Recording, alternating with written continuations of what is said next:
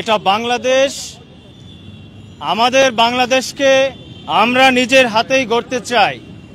এরই প্রেক্ষিতে যদি দক্ষ জনশক্তি তৈরি করা না যায়, ঐক্যমত্যভাবে যদি কাজ করা না যায়, তাহলে এই বাংলাদেশকে সুন্দরভাবে গড়া যাবে না।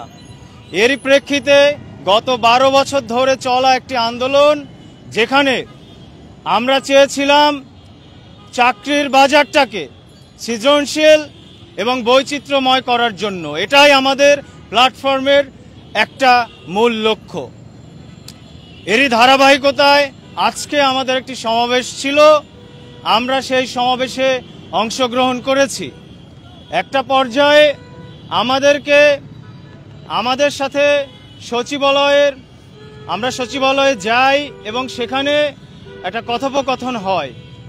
সচিবালয়ের পক্ষ থেকে বলা হয়েছে আমাদের আন্দোলনের একটা চূড়ান্ত রূপরেখা সেখানে ড্রাফট করে দিতে। আপনাদেরকে জানিয়ে দিতে চাই, তারা আমাদের এই যুক্তির সাথে সম্পূর্ণরূপে একমত, কিন্তু তারা বলেছেন আমাদের এটার একটা ড্রাফট তাদের কাছে জমা দিতে। আমরা কথা দিয়ে এসেছি ভেরি সুন আমরা এই ড্রাফট জমা দিব। এটা ছিল আমাদের ওখানের একটা আলোচনার ব্যাপার। দ্বিতীয়ত, ওখান থেকে একটা প্রশ্ন করা হয়েছিল, একটা ভাইকে প্রশ্ন করা হয়েছিল যে আপনার বয়স কত।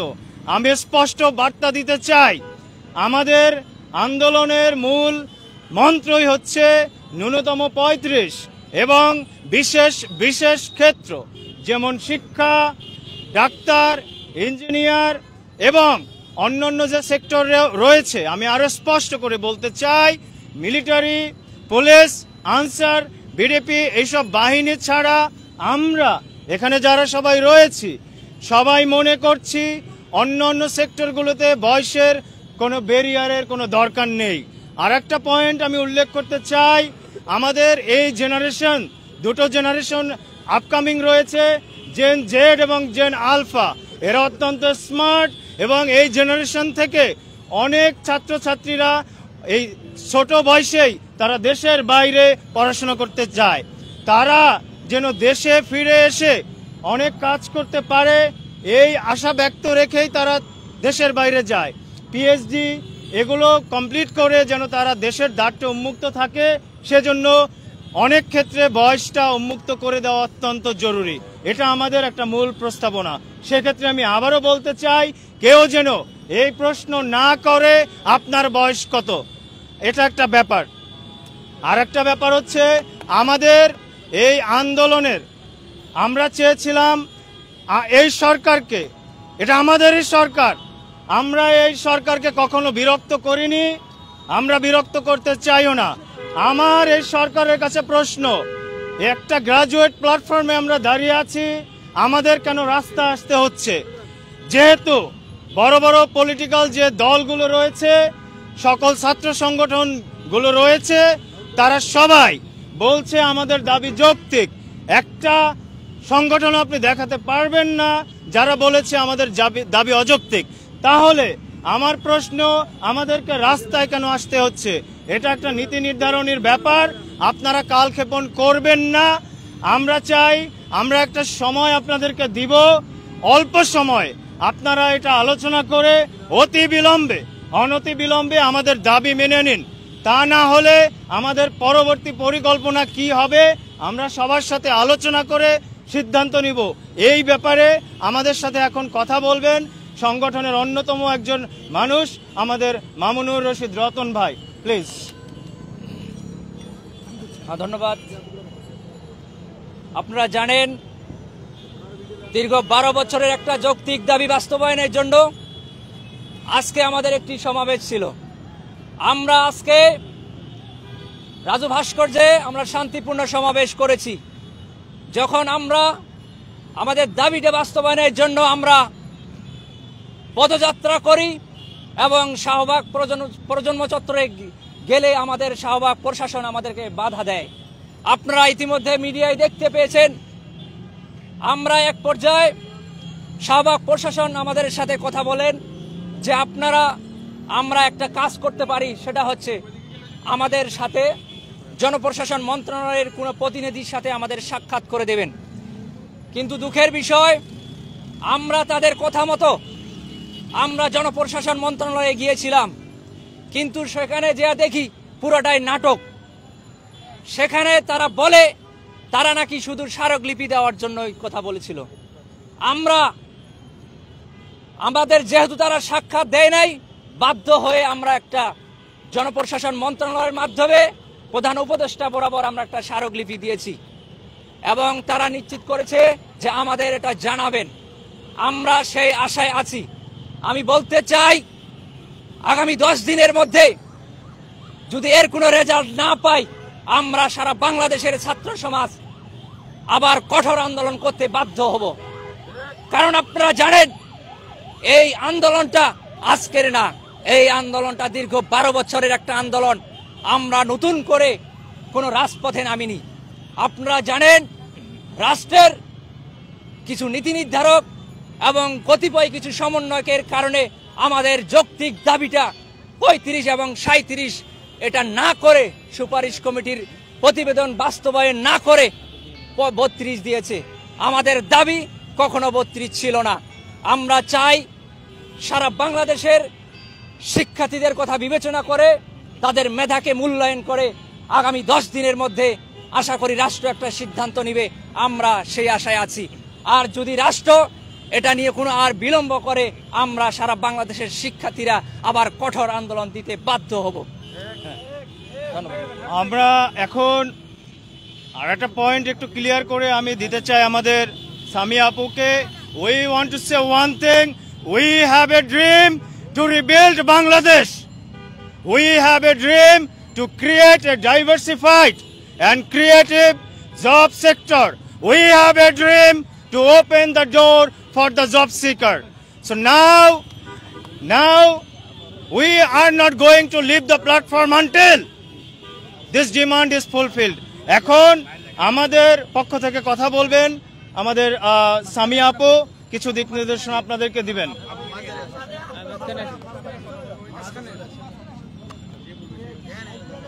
আসসালামু আলাইকুম। আমার 35 সহযোদ্ধা এবং সাংবাদিক ভাই বোনেরা, আমরা অত্যন্ত ভারাক্রান্ত মন নিয়ে এখন আবার সংবাদ সম্মেলনের মুখোমুখি হয়েছি। আমরা আজকে একটা শান্তিপূর্ণ মহাসমাবেশের আয়োজন করছি। আমরা যখন শাহবাগ পর্যন্ত গেলাম, আমাদেরকে আমাদের পুলিশ ভাইরা একটু কঠোরতা অবলম্বন করার পরে তখন তারা একটা পর্যায়ে বলল যে আমাদেরকে সচিবালয়, আমাদেরকে জনপ্রশাসন মন্ত্রণালয়ের মুখোমুখি আমাদেরকে একটা সাক্ষাতের ব্যবস্থা করে দেওয়া হবে।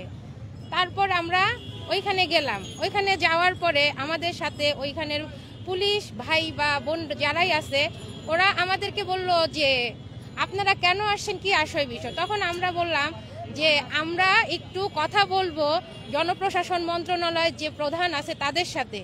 কিন্তু ওনারা বলল যে আপনাদেরকে কে পারমিশন দিয়েছে। তখন বললাম যে আমরা শাহবাগ থেকে আমরা পারমিশনটা নিলাম। কিন্তু ওইখানে যাওয়ার পরে তারা কি করলো, একটা নাটকের মুখোমুখি করলো। কিন্তু আমরা তো নাটকের মুখোমুখি হইতে চাই না, এখন সব আমাদের কথা হয়েছে আমরা 35-37 বাস্তবায়নের জন্য মাঠে আসছি। এখন 32 দিছে। এখন 32 যারা পাইছে তারা তো আর মাঠে দাঁড়ায় নাই। এখন আমাদের কথা, আমরা এখনো মাঠে রয়েছি। আমাদের 35-37-এর একটা অবিলম্বে একটা আমাদেরকে কিছু একটা দেখ, আমরা একটা পড়ার টেবিলে যেতে চাই।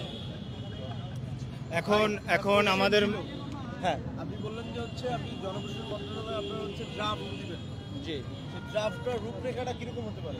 রূপরেখাটার ব্যাপারে আমি একটু কথা বলি। আমার কথার বক্তব্যের মাধ্যমেই আপনারা কিছুটা জেনেছেন।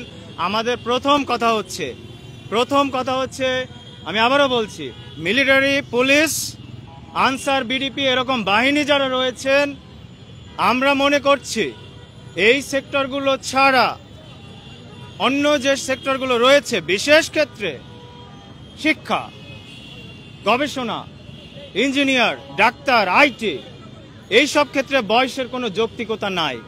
যদি যৌক্তিকতা থাকতো আমরা অসংখ্যবার ওপেন ডিবেটের চ্যালেঞ্জ করেছি, কেউ আসার সাহস করেনি আমাদের সাথে ডিবেট করতে। কেন করেনি? বিকজ আমরা আমাদের যুক্তি দিয়ে আন্দোলন করি। এটা একটা এডুকেটেড প্ল্যাটফর্ম, আমরা লজিক দিয়ে কথা বলি। আমরা এটাও স্বীকার করছি বয়সেরও দরকার আছে, কিন্তু সেটা কোথায় রয়েছে? পুলিশে রয়েছে, সেনাবাহিনীতে রয়েছে। কিন্তু একজন শিক্ষক যত বয়স তার বাড়ে তত তার মেধার ধার বাড়ে। একজন প্রফেসর হতে হলে তিনি 30-এর মধ্যে হতে পারেন না, তার হতেই তার বয়স 35-37 হয়ে যায়। আপনাদের কাছে একটা প্রশ্ন আছে যে ধরুন আপনি দেশের বাইরে আছেন, পিএইচডি কমপ্লিট করে আপনি দেশে ফিরছেন। আপনি দেশে ফিরে আপনার জেলায় গিয়ে আপনার জেলাটাকে উন্নত করতে চাচ্ছেন। আপনি দেশে বার দিয়ে রেখেছেন যে বয়স 30-এর পরে আর অ্যাপ্লাই করা যাবে না। আমার প্রশ্ন হচ্ছে, একটা ছাত্র ধরুন একটা সাবজেক্টে সে পিএইচডি করলো, সে যদি দেশে এসে শিক্ষা ক্যাডারে জয়েন করে একটা জেলায় গিয়ে শিক্ষা ব্যবস্থা ডেভেলপ করতে চায়, আপনারা এই রাষ্ট্র এই দ্বারটা কি ওপেন রেখেছেন? রাখেননি। পয়েন্ট নাম্বার 2 হচ্ছে, গতকালকে পরশুদিন ডাক্তারদের রেগুলার বয়স হচ্ছে 6 বছর তারা বলেছেন। সেই দাবিতে তাদেরকে বলা হয়েছে 34 করে দেওয়া হবে। আমি স্পষ্ট বাক্যে বলে দিতে চাই, আজকে যাদেরই বয়স বৃদ্ধি পাচ্ছে এটা আমাদের আন্দোলনের ফলাফল, এটা আমাদের রক্তের ফলাফল। তো আমি আপনাদের কাছে প্রশ্ন রাখতে চাই, জাতীয় বিশ্ববিদ্যালয়ের ছাত্রদের অনার্স শেষ হয় 2 বছর পরে, তাদের কেন 2-4 বছর বৃদ্ধি করা হবে না? রাষ্ট্র আমাদের বয়স শেষ করার কথা ছিল, অনার্স শেষ করার কথা ছিল 22-এ, আমাদের শেষ হয় 26-এ। রাষ্ট্র এই দায়ভার নিতে হবে এবং অনতিবিলম্বে এটা দাবি মানতে হবে। আমি আপনাকে 2টা পয়েন্ট বললাম, আমার এই 2টা রূপরেখা আপনি খণ্ডান। আমরা অনতিবিলম্বে আমরা কি করছি, এটা ড্রাফট করছি। আমাদের অনেক যুক্তি রয়েছে, আমরা আশা করছি, বাকি কথা আমাদের হারুন ভাই বলবেন। আমরা আশা করছি আমাদের পলিসি সরকার যদি অ্যাপ্লাই করে দেশের একটা নতুন দ্বার উন্মোচন হবে। বুঝতে পেরেছেন? এটা উন্মোচন হবে বলে আমরা মনে করছি। হ্যাঁ, কোশ্চেন আপনাদেরকে নেওয়া হবে ভাই। আমরা কথা শেষ করে আপনাদেরকে ওপেন করে দেওয়া হবে। হ্যাঁ, ওপেন করে কথা বলুন। প্রিয় দেশবাসী, আপনারা জানেন যে এই আন্দোলনটা দীর্ঘদিন ধরে চলে আসছে। এই আন্দোলনটা শুধু আমাদের একার নয়, এই আন্দোলনটা দেশবাসীর সকলের। এই আন্দোলনটা পরের প্রজন্মের, এই আন্দোলনটা ভবিষ্যতের। এবং এই আন্দোলনটা বলতে পারি যে আমরা এখন আপামর জনতার কাছে ছেড়ে দিয়েছি, দলবল নির্বিশেষে। এই আন্দোলনটায় আমরা পরবর্তীতে যে কর্মসূচি হবে সে কর্মসূচিতে সকল এজ লিমিটেডে এখানে আসবে, এই আন্দোলনটা করবে। কে কার 32 হলো, কার 40 হলো, এটা দেখার সময় নাই। কোন সন্তান তার সন্তানের জন্য আসতে পারে, কোন অভিভাবক, কোন ছোট ভাই সে তার ভবিষ্যতের জন্য আসতে পারে, কোন বড় ভাই তার ছোট ভাইয়ের জন্য আসতে পারে। এখানে 32 দিয়ে 35 বলে ট্যাগ দেওয়ার এই ক্ষমতা কারো নাই। এটা রাষ্ট্রের অধিকার। আমি আবারও রাষ্ট্রকে কঠোর হুঁশিয়ারি দিয়ে বলছি, 10 দিনের মধ্যে আমাদের এই আলোচনা কমপ্লিট করবেন, অন্যথায় কিন্তু আমরা এর সাথে বেশি দুর্বল হয়ে আসবো। তখন আমাদের সাথে থাকবে অভিভাবক, তখন আমাদের সাথে থাকবে সুশীল সমাজ, তখন আমাদের সাথে থাকবে গোটা আপামর জনতা। আমি চাই না এই রাষ্ট্রকে আমরা কাটা হয়ে দাঁড়ায়, আমরা আপামর জনতার দাবি নিয়ে এখানে দাঁড়াই। আপামর জনতা যেদিন হবে সেদিন কিন্তু আপনারা রেহাই পাবেন না। 97% কোটা দিয়েছিল, আপনারা মানেন নাই, তখনও বুঝতে পারেন নাই। এরকম যেন আমাদের না হয় যে আমরা 35-34 দিয়েছি, তাও মানবো না। 35-37 না, একবার উন্মুক্ত হয়ে যাবে। কিন্তু তখন উন্মুক্তের দ্বার যেন না যায়। আমরা চাই, আমার সহযোদ্ধারা কিন্তু কথা বলেছেন, এই বিষয় নিয়ে আলোচনা করেছেন। সচিবালয় থেকে যে নাটকগুলো গত স্বৈরাচারী ফ্যাসিস্ট সরকারের বেলা দেখানো হচ্ছে, সেম এখনো এই ক্যাটাগরি আমি আজকে পেয়েছি। সচিবালয়ে ফরাদ স্যারের সাথে দেখা করার জন্য জনপ্রশাসন সেম নূর মোহাম্মদ স্যার থেকে শুরু করে সবাই এরকম কাহিনী করছিল। এখনো বলি, এইরকম কাহিনীর মধ্যে যাবেন না, সাধারণ শিক্ষার্থীদেরকে কাঁপাবেন না। তারা যদি আবারও রাজপথে নামে, আপনাদের কারোই কিন্তু স্থান থাকবে না, আমি বলে দিয়ে গেলাম। আমরা 10 দিনের সময় দিলাম, এর মধ্যে আমরা কূটনীতি যোগাযোগ করে আমরা চাবো বসতে। যদি না বসেন তো আমরা এরপরে পরে পদক্ষেপ নিব। আচ্ছা ধন্যবাদ। আমি আর একটা কথা বলে শেষ করতে চাই। একটা মিসলিড করা হচ্ছে, এক মিনিট একটা মিসলিড করা হচ্ছে, বলা হচ্ছে যে রানিং স্টুডেন্টরা আমাদের এই আন্দোলনের বিপক্ষে। এটা সম্পূর্ণ ভুল কথা। আমরা তাদের বড় ভাই, আমরা ছোট ভাইদের কোনো অসুবিধা হোক আমরা এটা কখনোই চাইবো না। আমাদের পলিসি শুধু আমাদের জন্য নয়, এখন যারা ছাত্র তাদের ডোরও ওপেন হবে। রানিং ছাত্রদের ভবিষ্যৎ আমাদের পলিসিতে আরো ভালো হবে। সুতরাং আমাদের যারা ছোট ছাত্র ভাইরা রয়েছেন, আপনাদের যদি কোনো কনফিউশন থাকে আপনারা আমাদের কাছে আসুন, আমাদের পলিসি আপনাদেরকে বুঝিয়ে দিব, আপনারাও উপকৃত হবেন। ধন্যবাদ সবাইকে। এখন কথা বলবেন জামিল ভাই। ধন্যবাদ মিঠু ভাইকে। আমরা আপনারা জানেন সরকার কর্তৃক আমাদেরকে একটা প্রহসনের একটা ডিজিট দেওয়া হয়েছে 32। আসলে আমরা আন্তর্জাতিক মানদণ্ড অনুযায়ী প্রবেশের বয়সসীমা চেয়েছিলাম যে বিশ্বের সাথে তাল রেখে, কিন্তু জনপ্রশাসন সংস্কার কমিটির যে সুপারিশ, মুহিত স্যারের যে সুপারিশ, সেটি হলো ছেলেদের 35, মেয়েদের 37, এবং আমরা একটা মার্জিন টেনে দিয়েছিলাম ন্যূনতম 35, এবং ক্ষেত্র বিশেষে উন্মুক্তর জায়গাগুলা একটু বাদ পড়েছে, আমি বলে দেই।